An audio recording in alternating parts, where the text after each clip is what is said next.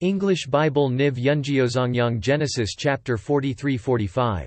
Now the famine was still severe in the land. So when they had eaten all the grain they had brought from Egypt, their father said to them, "Go back and buy us a little more food."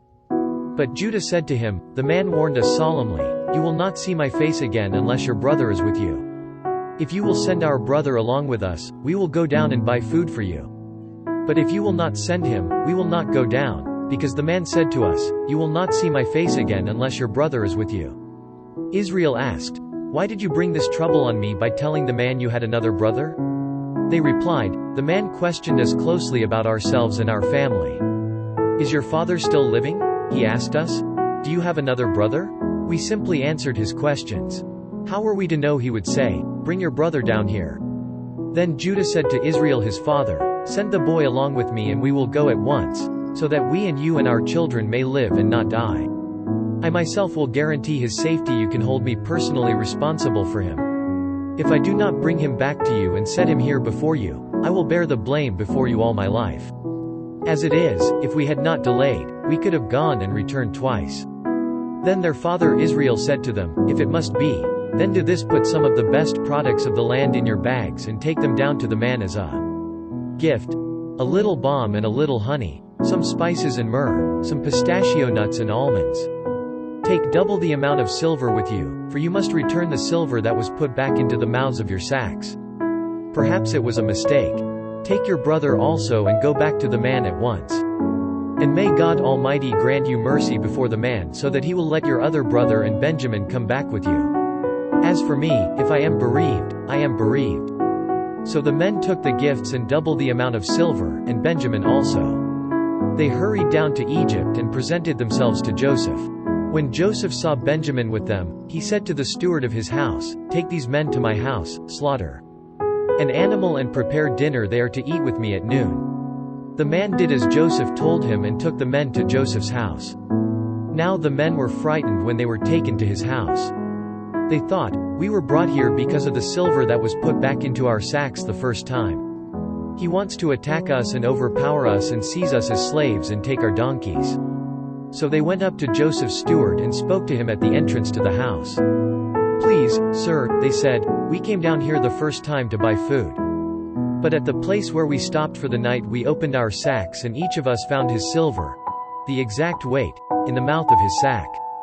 So we have brought it back with us. We have also brought additional silver with us to buy food. We don't know who put our silver in our sacks." "It's all right," he said. "Don't be afraid. Your God, the God of your father, has given you treasure in your sacks. I received your silver." Then he brought Simeon out to them. The steward took the men into Joseph's house, gave them water to wash their feet and provided fodder for their donkeys. They prepared their gifts for Joseph's arrival at noon, because they had heard that they were to eat there. When Joseph came home, they presented to him the gifts they had brought into the house, and they bowed down before him to the ground. He asked them how they were, and then he said, "How is your aged father you told me about? Is he still living?" They replied, "Your servant our father is still alive and well." And they bowed low to pay him honor. As he looked about and saw his brother Benjamin, his own mother's son, he asked, "Is this your youngest brother? The one you told me about?" And he said, "God be gracious to you, my son." Deeply moved at the sight of his brother, Joseph hurried out and looked for a place to weep. He went into his private room and wept there. After he had washed his face, he came out and, controlling himself, said, "Serve the food." They served him by himself, the brothers by themselves. And the Egyptians who ate with him by themselves, because Egyptians could not eat with Hebrews, for that is detestable to Egyptians. The men had been seated before him in the order of their ages, from the firstborn to the youngest, and they looked at each other in astonishment. When portions were served to them from Joseph's table, Benjamin's portion was 5 times as much as anyone else's. So they feasted and drank freely with him. Genesis chapter 44. Now Joseph gave these instructions to the steward of his house. "Fill the men's sacks with as much food as they can carry, and put each man's silver in the mouth of his sack. Then put my cup, the silver one, in the mouth of the youngest one's sack, along with the silver for his grain." And he did as Joseph said. As morning dawned, the men were sent on their way with their donkeys. They had not gone far from the city when Joseph said to his steward, "Go after those men at once, and when you catch up with them, say to them, "Why have you repaid good with evil? Isn't this the cup my master drinks from and also uses for divination? This is a wicked thing you have done." When he caught up with them, he repeated these words to them. But they said to him, "Why does my lord say such things? Far be it from your servants to do anything like that. We even brought back to you from the land of Canaan the silver we found inside the mouths of our sacks. So why would we steal silver or gold from your master's house? If any of your servants is found to have it, he will die and the rest of us will become my lord's slaves." "Very well, then," he said, "let it be as you say. Whoever is found to have it will become my slave, the rest of you will be free from blame." Each of them quickly lowered his sack to the ground and opened it. Then the steward proceeded to search, beginning with the oldest and ending with the youngest. And the cup was found in Benjamin's sack. At this, they tore their clothes. Then they all loaded their donkeys and returned to the city. Joseph was still in the house when Judah and his brothers came in, and they threw themselves to the ground before him. Joseph said to them, "What is this you have done? Don't you know that a man like me can find things out by divination?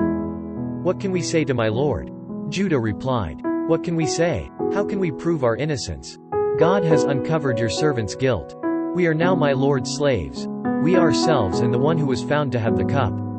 But Joseph said, "Far be it from me to do such a thing. Only the man who was found to have the cup will become my slave. The rest of you, go back to your father in peace." Then Judah went up to him and said, "Please, my lord, let your servant speak a word to my lord. Do not be angry with your servant, though you are equal to Pharaoh himself." My lord asked his servants, "Do you have a father or a brother?" And we answered, "We have an aged father, and there is a young son born to him in his old age. His brother is dead, and he is the only one of his mother's sons left, and his father loves him." Then you said to your servants, "Bring him down to me so I can see him for myself."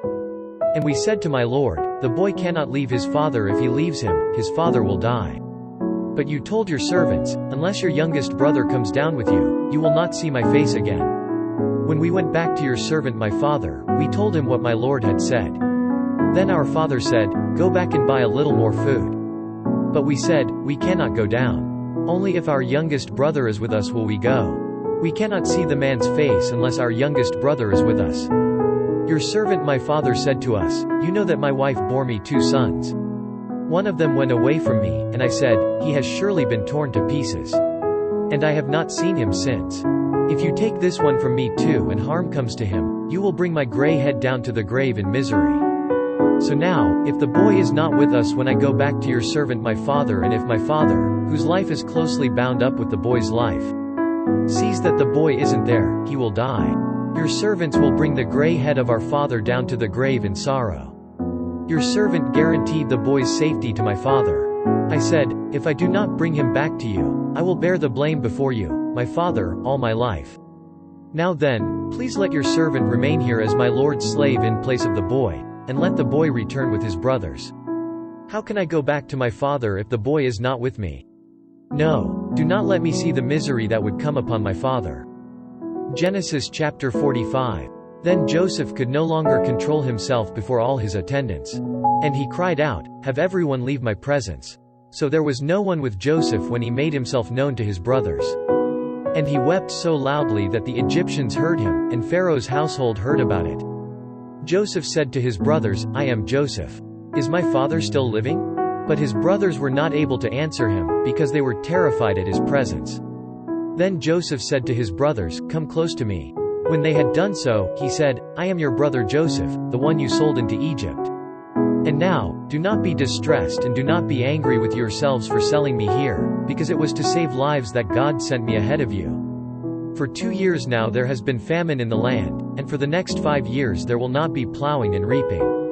But God sent me ahead of you to preserve for you a remnant on earth and to save your lives by a great deliverance. So then, it was not you who sent me here, but God. He made me father to Pharaoh, lord of his entire household and ruler of all Egypt. Now hurry back to my father and say to him, 'This is what your son Joseph says: God has made me lord of all Egypt.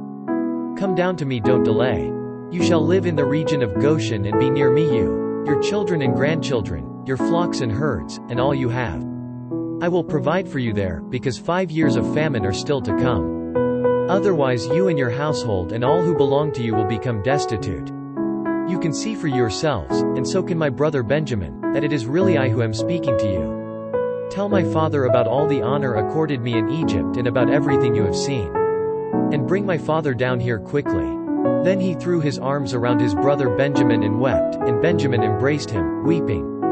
And he kissed all his brothers and wept over them. Afterward his brothers talked with him. When the news reached Pharaoh's palace that Joseph's brothers had come, Pharaoh and all his officials were pleased. Pharaoh said to Joseph, "Tell your brothers, do this: load your animals and return to the land of Canaan. And bring your father and your families back to me. I will give you the best of the land of Egypt, and you can enjoy the fat of the land. You are also directed to tell them, do this: take some carts from Egypt for your children and your wives, and get your father and come." So the sons of Israel did this. Joseph gave them carts, as Pharaoh had commanded, and he also gave them provisions for their journey. To each of them he gave new clothing, but to Benjamin he gave 300 shekels of silver and 5 sets of clothes. And this is what he sent to his father: 10 donkeys loaded with the best things of Egypt, and 10 female donkeys loaded with grain and bread and other provisions for his journey. Then he sent his brothers away, and as they were leaving he said to them, "Don't quarrel on the way." So they went up out of Egypt and came to their father Jacob in the land of Canaan. They told him, "Joseph is still alive. In fact, he is ruler of all Egypt." Jacob was stunned; he did not believe them. But when they told him everything Joseph had said to them, and when he saw the carts Joseph had sent to carry him back, the spirit of their father Jacob revived. And Israel said, "I'm convinced. My son Joseph is still alive. I will go and see him before I die."